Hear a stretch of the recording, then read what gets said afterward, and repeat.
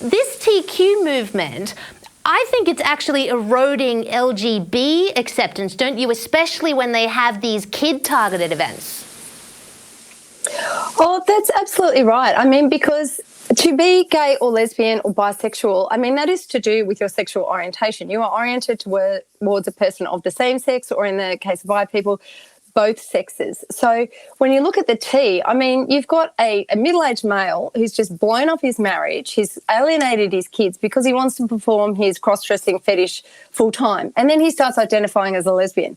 I mean, that man is not a lesbian. So, you know, while they may perceive themselves as gender non-conforming, and we know that a lot of LGB are gender non-conforming themselves, there's really no crossover. I just don't understand how they've managed to so successfully ingratiate themselves into that movement, because I'm of the view it's doing real damage. And I mean, there's research that now shows that acceptance of LGB is declining, particularly amongst the youth and college-age kids, say, in the USA. And I would posit that it is because of the demands of the TQ, because when we hear that they are fighting for, you know, trans rights, essentially what they're asking for is for women to give up their rights, and it's just these rights are in conflict, and I just don't understand what they're doing in the movement, personally. Yeah, it is. It's extraordinary how they've managed to gain such cultural power over the last sort of 5 years ago, which is a pretty short space of time. I think, though, it's because the trans movement has effectively cannibalized feminism. And feminism was so mainstream for such a long time. And then males came in, activist males. I don't mean people who are genuinely trans, but activist males came in and said, hey, we're women too. Accept us, please. And for some women, for some reason, women in the feminist movement bowed down and said, okay.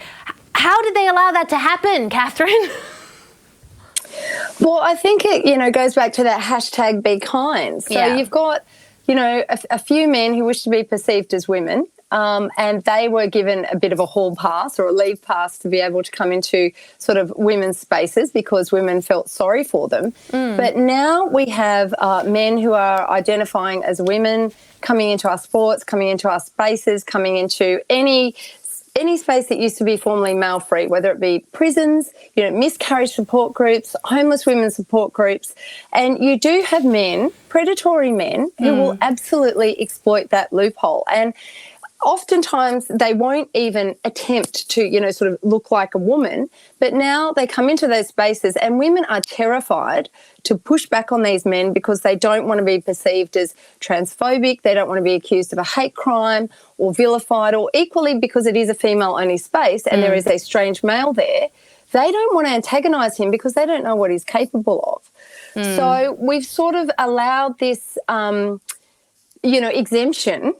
And it's absolute. We've opened the door, and it's basically letting in the predators. So I think that when we look at this situation, and you've got people who are pushing laws and policy to accommodate these men who wish to be perceived as women, they're suffering from a failure of imagination because they don't look at the worst possible way that could be exploited or weaponised. They tend to think, oh, no one's going to do that. No, we're not going to put rapists in women's prisons. Oh, no, you're not going to have some bloke with a, you know, pregnancy fetish showing up to miscarriage support groups. But inevitably, because we've allowed these men this exemption, they do come into these spaces, and women are finding that they now cannot say no.